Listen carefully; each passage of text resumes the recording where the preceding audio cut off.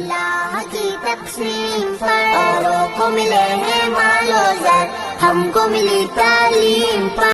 الحمدللہ الحمدللہ رب العالمین والصلاة والسلام علی سید المرسلین وعلی آلہ واصحابہ اجمعین ومن تبعہم بإحسان الی یوم الدین، اما بعد۔ قال اللہ تبارک و تعالی فی القرآن المجید والفرقان الحمید، فاعوذ باللہ من الشیطان الرجیم، بسم اللہ الرحمن الرحیم۔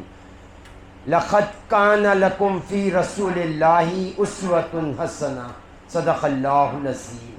میرے زندگی کا مقصد تیرے دین کی سرفرازی، میں اسی لیے مسلمان، میں اسی لیے نمازی۔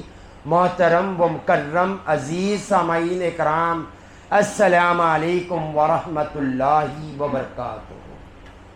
چمک تجھ سے پاتے ہیں سب پانے والے، چمک تجھ سے پاتے ہیں سب پانے والے، میرا دل بھی چمکا دے ہے چمکانے والے۔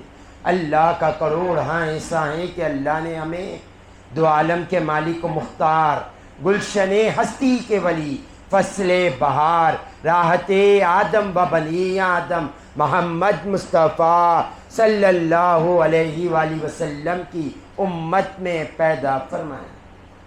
یہاں پر روزانہ ایک دین کی بات بتائی جاتی ہے حسنین اسلامک آرگنائزیشن کے ذریعے۔ روز مختلف الگ الگ عنوان پر گفتگو کی جاتی ہے تاکہ ہم اپنا مقصد حیات پا سکیں۔ ہر پیر کے روز، منڈے کے روز یہاں حضور کی سیرت بیان کی جاتی۔ حضور پاک صلی اللہ علیہ وآلہ وسلم وہ انسان کامل ہے، نہ آپ سے پہلے کوئی انسان ایسا پیدا ہوا، نہ صبح قیامت تک پیدا ہوگا۔ اللہ نے حضور کو ایسی کاملیت عطا فرمائی۔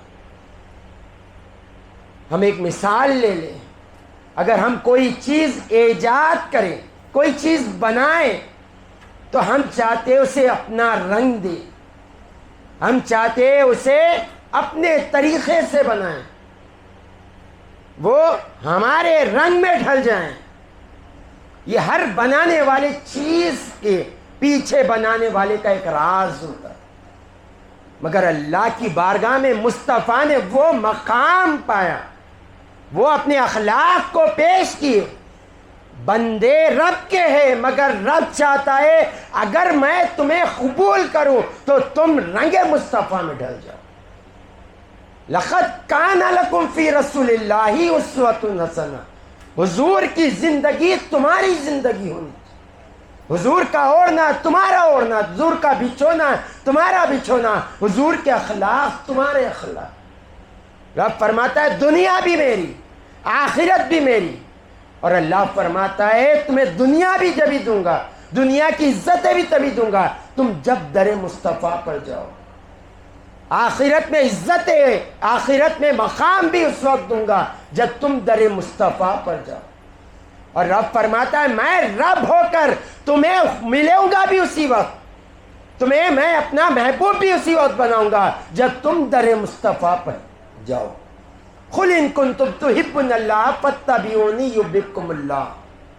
اللہ فرماتا ہے تم حضور کو آئیڈیل بنا لو، میں تمہارا رب، تمہیں اپنا محبوب بنا لو۔ سارے بندے تو رب کو چاہتے ہیں، چاہے تو یہ کمال نہیں ہے، بندہ ہو کر رب کو چاہے کمال نہیں ہے۔ بندہ رب کو نہیں چاہے گا تو کرے گا کیا؟ رب کا فرما بردار نہیں ہوگا تو کرے گا کیا؟ اس کی عبادت نہیں کرے گا تو کرے گا کیا؟ اس کا مقصد حیات سمجھے گا نہیں تو سمجھے گا کیا؟ مگر اللہ فرماتا ہے کہ اگر تم حضور کو اپنا آئیڈیل بنا لو، میں تمہارا رب بے نیاز اللہ الصمد، بے نیاز رب، میں تمہیں اپنا حبیب بنا لوں، اپنا محبوب بنا لوں گا، اپنی بارگاہ میں قبولیت عطا کر دوں۔ وہ حضور مصطفیٰ صلی اللہ علیہ وسلم کی ذات اقدس۔ اسی لیے ہم یہاں ہر پیر کے روز حضور کے زندگی کا ایک واقعہ، حضور پاسم کا ایک قول، حضور پاسم کا یا ایک فعل بیان کیا جاتا۔ آج کا جو میں آپ کے سامنے حضور کے واقعے میں جو بتانا چاہ رہا ہوں، آج اس کی معاشرے میں ضرورت۔ حضور پاک صلی اللہ علیہ وآلہ وسلم نے ارشاد فرمایا، علم کی زینت، عبادت کی زینت اخلاق ہے۔ دیکھیں حضور کا کتنا پیارا جملہ حضور پاک صلی اللہ علیہ وسلم نے فرمایا، علم کی بھی خوبصورتی اخلاق سے ہے اور عمل کی بھی خوبصورتی اخلاق سے، اور حضور نے ارشاد فرمایا قیامت کے دن سب سے بھاری عمل اخلاق ہے۔ اور آج معاشرے میں اخلاق کی ضرورت، آج اخلاق اولاد میں نہیں ہے، آج اخلاق بیوی میں نہیں ہے، آج اخلاق شوہر میں نہیں ہے، آج اخلاق دوست میں نہیں ہے، آج اخلاق باس میں نہیں، اخلاق نوکر میں نہیں۔ حالانکہ حضور پاک صلی اللہ علیہ وسلم نے ارشاد فرمایا، کم و پیش 1,24,000 انبیاء تشریف لائے، اس لیے لائے کہ انسان کو انسان بننا سکھائیں، انہیں اخلاق سکھائیں۔ کم و پیش 1,24,000 انبیاء کا مشن مقصد یہ تھا کہ لوگوں کو اخلاق سکھائیں، اور حضور نے ارشاد فرمایا میں آخری نبی ہوں، اخلاق کو کامل مکمل کرنے میں تشریف لائے، اخلاق کو مکمل کرنے میں آیا ہوں، کیونکہ میرے بعد کوئی نبی نہیں آنے والا۔ سوچے جن کی شان میں اللہ قرآن میں فرمایا وَإِنَّكَ لَعَلَىٰ خُلُقٍ عَظِيمٍ، اے حبیب آپ اخلاق کے اعلیٰ مقام پر فائز۔ اخلاق کی بات کہہ لینا یہ کمال نہیں ہے، میں بھی کہہ رہا ہوں، آپ بھی کسی سے کہہ دیتے ہیں کہ بھائی صبر کرا کرو، غصے کو پی لیا کرو، یہ کہنا کمال نہیں ہے، پریکٹیکل کر کر بتانا کمال ہے۔ اور حضور پاک صلی اللہ علیہ وسلم جو قول بیان کرتے تھے آپ اپنی زندگی میں اپلائی کر کر بتایا کرتے۔ حضور پاک صلی اللہ علیہ وسلم نے ارشاد فرمایا تم صبر کرو اللہ تمہارے ساتھ۔ تو حضور نے صرف یہ کہہ دیا نہیں، حضور نے کر کر بتایا۔ حضور پاک صلی اللہ علیہ وسلم کی لخت جگر، آپ کی صاحبزادی حضرت زینب رضی اللہ تعالیٰ عنہ، یہ حضور پاک صلی اللہ علیہ وسلم کی شہزادی۔ حضور پاک صلی اللہ علیہ وآلہ وسلم نے جب ہجرت کی، صحابہ نے جب ہجرت کی، تو آپ نے بھی ہجرت کی نیت کر کر اونٹ پر سوار ہو کے مدینے کی طرف نکلے، مکہ معظمہ سے، مکہ معظمہ سے نکلے تو ایک کفار جس کا نام اسود تھا، جس کا نام اسود تھا، جب حضرت زینب رضی اللہ تعالیٰ عنہ کو دیکھا تو اس نے اتنی بے دردی سے نیزہ مارا، اتنی بے دردی سے نیزہ مارا، اونٹ پہ سے آپ گر پڑے، اونٹ پہ سے آپ گر پڑے۔ سیرت نگران لکھتے ہیں کہ جب آپ اونٹ سے گرے، جب ہجرت کر رہے تھے، جب آپ اونٹ سے نیچے تشریف لائے، آپ حاملہ تھے، آپ پریگننٹ تھے، اس وقت گرنے کی وجہ سے آپ کے بچے کا انتقال ہو گیا، آپ کا حمل ضائع ہو گیا۔ اسی صدمے میں آپ دنیا سے وصال کر گئے، اسی صدمے میں دنیا سے آپ وصال کر گئے۔ جب مصطفیٰ جان رحمت کو خبر پہنچی آپ کی لخت جگر حضرت زینب کو، حبشی نامی شخص، اسود نامی شخص نے حملہ کیا، اونٹ پر نیزے سے وار کیا، آپ کی صاحبزادی حمل سے تھی، گری، آپ کے صاحبزادی کا حمل ضائع ہوا، اسی صدمے میں آپ وصال کر گئے۔ حضور پاک صلی اللہ علیہ وسلم کے آنکھ میں آنسو ہو گئے، بیٹی ہے، بیٹی ہے، سوچے کیسے باپ پر گزری ہوگی، یہاں باپ بھی بیٹھے ہوئے، یہاں ماں بھی بیٹھے ہوئے، سوچے جب بیٹی کا حمل ضائع ہو جاتا ہے تو کتنے بے چین ہو جاتے، کتنے بے چین بے قرار ہو جاتے۔ خالی ڈاکٹر کہہ دے کہ بچے کے اندر خون کی کمی ہے تو راتوں کی نیند اڑ جاتی۔ حضرت زینب کا حمل ضائع، اسی حال میں آپ وصال کر گئے۔ اور جب فتح مکہ ہوا، جب فتح مکہ ہوا، سوچے باپ جب ایک منصب پر بیٹھ جائیں اور بیٹی کو مارنے والا دشمن سامنے ہو، گردن جھکا کر ٹھہرا ہو، تو آج کا باپ کیا کرتا؟ بتائیں، میں ہوتا تو کیا کرتا؟ آپ ہوتے تو کیا کرتا؟ ایک ماں ہوتی تو کیا کرتی؟ جب آپ منصب پر ہے، آپ طاقتور ہے، آپ اس وقت بادشاہ ہیں، آپ اس کے جسم سے سر کو تن سے جدا کر دیتے، آپ اس کو اتنی بے دردی سے موت دیتے جس کی کوئی حد نہیں ہوتی، چاہے وہ باپ ہو چاہے وہ ماں ہو۔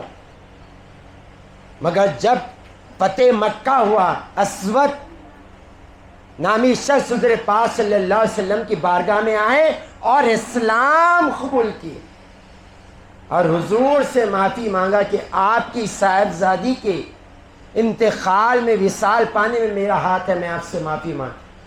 سوچے حضور نے اس وقت کیا کہا ہوگا؟ کیا حضور نے بدلہ لیا ہوگا؟ کیا حضور پاک صلی اللہ علیہ وآلہ وسلم نے ان کا سر تن سے جدا کیا ہوگا؟ یا حضور پاک صلی اللہ علیہ وسلم نے انہیں تلوار مار کر قتل کر دیا ہوگا؟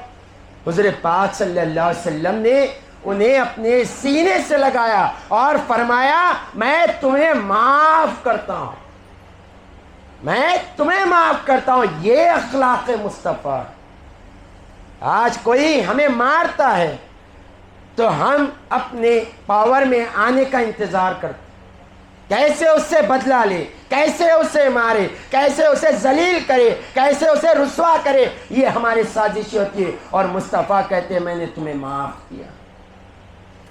یہ اخلاق ہمارے اندر آنی چاہیے، یہ اخلاق ہمارے اندر آنی چاہیے تاکہ ہم اللہ کی بارگاہ میں مقبولیت پائیں۔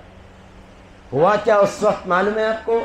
یہ حضور کا رویہ دیکھ کر، یہ اخلاق دیکھ کر کفار مکہ نے اسلام قبول کیا، کفار مکہ نے اسلام قبول کیا۔ آپ کے اخلاق جب اچھے ہوں گے نا، تب آپ دیکھیں گے دشمن بھی آپ سے محبت کرنے پر مجبور ہو جائے۔ حضور پاک صلی اللہ علیہ وآلہ وسلم کے اخلاق کو اپنا لیں، اللہ دنیا میں بھی عزت دے گا، آخرت میں بھی عزت دے گا۔ یہ بات یاد رکھے، کسی سے بدلہ لے کر نفس خوش ہوتی ہے، رب خوش نہیں ہوتا۔ نفس خوش ہوتی ہے، رب خوش نہیں ہوتا۔ اور کسی کو معاف کر دے، اللہ آپ کے دل کو وہ خوشی عطا کرتا ہے، اللہ تعالیٰ آپ کو اپنی رضا عطا فرما دیتا۔ تو حضور کے اخلاق اپنانے کی ضرورت ہے۔ امی جان بی بی عائشہ صدیقہ طاہرہ رضی اللہ تعالیٰ عنہ فرماتے ہیں، ایک صحابی رسول آپ کی بارگاہ میں آ کر پوچھتے ہیں حضور کے اخلاق کیا تھے؟ حضور کے اخلاق کیا تھے؟ حضور کی زندگی کیسی تھی؟ تو امی جان بی بی عائشہ فرماتے کیا تم نے قرآن نہیں پڑھا؟ قرآن میں جو عمدہ اعلیٰ اخلاق کا ذکر کیا ہے وہ اخلاق مصطفیٰ ہے۔ تو ہمیں اخلاق سیکھنا چاہیے، ماں باپ کے سامنے کیسی بات کرنی چاہیے، ہمیں اخلاق سیکھنا چاہیے، ماں باپ کے سامنے کیسے بیٹھنا چاہیے، ہمیں اخلاق سیکھنا چاہیے، ماں باپ کے ساتھ کیسے چلنا چاہیے، ہمیں اخلاق سیکھنا چاہیے، ہماری جاگیر ماں باپ کے اوپر کیسے خرچ کرے، ہمیں اخلاق سیکھنا چاہیے بیوی کے ساتھ کیسے اخلاق ہو، ہمیں اخلاق سیکھنا چاہیے شوہر کے ساتھ کیسے اخلاق، ہمیں اخلاق سیکھنا چاہیے بھائی کے ساتھ کیسے اخلاق ہو، ہمیں اخلاق سیکھنا چاہیے بہن کے ساتھ کیسے اخلاق ہو، ہمیں اخلاق سیکھنا چاہیے ایک مالک کے سامنے کیسے اخلاق ہو، ہمیں اخلاق سیکھنا چاہیے، ہمیں اخلاق ہر حال میں ہر پہلو میں سیکھنا چاہیے۔ حضور پاک صلی اللہ علیہ وآلہ وسلم کے اخلاق کو اگر میں بیان کروں دن رات کم پڑ جائیں، ایسے حضور کے اخلاق۔ ہم کسی ایک نوکر کو اپنے پاس رکھتے ہیں، کسی ایک نوکر کو اپنے پاس رکھتے ہیں، اس کی غلطی پر ہمارا کیا رویہ ہوتا ہے؟ حضرت انس رضی اللہ تعالیٰ عنہ حضور پاک صلی اللہ علیہ وسلم کے غلام تھے، 10 سال آپ نے حضور کی غلامی میں گزارے، حضور کے گھر میں نوکر بن کر گزارے۔ آپ فرماتے ایک بار مصطفیٰ نے مجھے باتیں نہیں کی، کچھ غلط کرتا تو یہ کہتے تھے کہ جو ہونا تھا وہ ہو گیا، اور کچھ اچھا کرتا تو میری تعریف کیا کرتے تھے۔ 10 سال میں مصطفیٰ نے مجھے کبھی نہیں ڈانٹا۔ یہ اخلاق ہمیں اپنانا چاہیے۔ غلطی انسان سے ہوتی ہے، یہ مطلب نہیں ہے اسے خبر تک پہنچا دیا جائے۔ آج اس سے ہوئی کل آج سے ہو سکتی ہے۔ آپ کوئی غلطی سے پاک انسان نہیں ہے، انسان نسیان سے، غلطی سے۔ تو ہمیں اپنے اندر اچھے اخلاق پیش کرنا ہے تاکہ ہم لوگوں کے سامنے ہم اپنے دین کو پیش کریں۔ یہ بات یاد رکھے، کوئی نان مسلم قرآن اور حدیث اٹھا کر نہیں پڑھتا، وہ آپ کے کردار کو، آپ کے کیریکٹر کو پڑھتا۔ جیسے اخلاق وہ ویسے دین کو سمجھے۔ تو خدا را اپنے اچھے اخلاق رکھے، والدین کو راضی کرے، بیوی کو راضی کرے، شوہر کو راضی کرے، بھائی کو راضی کرے، بہن کو راضی کرے، دوست کو راضی کرے، پڑوسی کو راضی کرے، مالک کو راضی کرے، نوکر کو راضی کرے، راستہ چلنے والے کو راضی کرے۔ گھر میں اگر کتا ہے تو کتا بھی ہم سے راضی ہونا چاہیے، ایسے ہمارے اخلاق ہونے چاہیے۔ وآخر دعوانا الحمدللہ رب العالمین۔